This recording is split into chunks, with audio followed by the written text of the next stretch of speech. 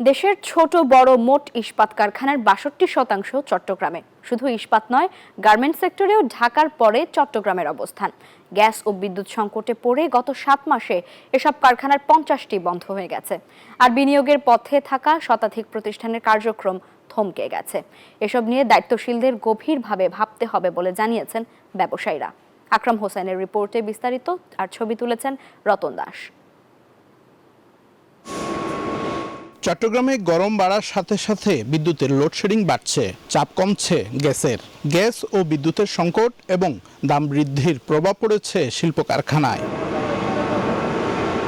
গরমের শুরুতে এমন অবস্থা হলে সামনের দিনগুলোতে ভয়াবহ অবস্থা হওয়ার আশঙ্কা আছে। এছাড়া গ্যাস বিদ্যুতের সংকট দেখলে মুখ ফিরিয়ে নিতে পারে বিদেশি বিনিয়োগকারীরা। তাই এখনই প্রস্তুতি নিয়ে ঘাটতি পূরণের আহ্বান ব্যবসায়ীদের।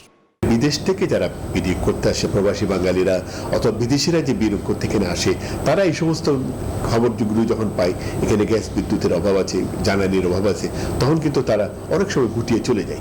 এলএনজি আমদানি করে ব্যবসায়ীরা এমনিতেই চাপের মধ্যে আছে।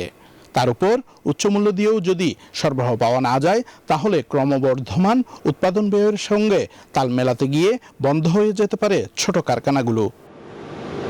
বান্ডেল থাকলে প্রতি সেনমানিতে টাকা বাঁচবে। বিকাশ সেনমানি বান্ডেল কিনে জিতুন প্রতি লেনদেনে। তাই সরবরাহের ক্ষেত্রে সুষ্ঠু ব্যবস্থাপনার দাবিও ব্যবসায়ীদের। কন্টিনিউয়াস যদি সরবরাহটা রাখা যায় কিন্তু অপচয়টাই কমতো। সুতরাং বারবার একটা কথা বলছি যে সুন্দর ম্যানেজমেন্ট না হলে, সুন্দরভাবে ম্যানেজ করতে না পারলে কিন্তু আপনি এই সমস্যার সমাধান করা যাবে না। বিদ্যুৎ এবং গ্যাসের জন্য সরকারের সুনির্দিষ্ট রোডম্যাপ থাকা উচিত বলে মনে করেন বিশেষজ্ঞরা। যে সমস্ত শিল্প বড় বড় ইস্পাত শিল্প যেগুলো বড় বিগ ইনভেস্টমেন্ট, যেগুলো বেসিক ইন্ডাস্ট্রি, যেগুলো তাদেরকে, যেটা আমরা বলি বিআইজি বলি, বেসিক ইন্ডাস্ট্রিজ গ্রুপ বা বিগ ইন্ডাস্ট্রিজ গ্রুপ, তাদেরকে তাদের ইন্ডিপেন্ডেন্ট পাওয়ার প্ল্যান্ট করার সুযোগ দেওয়া উচিত। তাতে তার শিল্প কারখানা যখন স্বাবলম্বী হবে, চালাতে পারবে, তার বাড়তি যদি অংশ কিছু থাকে বিদ্যুৎ, সেটা সরকার কিনে নিতে পারবে। চট্টগ্রামে দৈনিক ৩১২ মিলিয়ন থেকে ৩৫০ মিলিয়ন ঘনফুট গ্যাসের চাহিদা রয়েছে।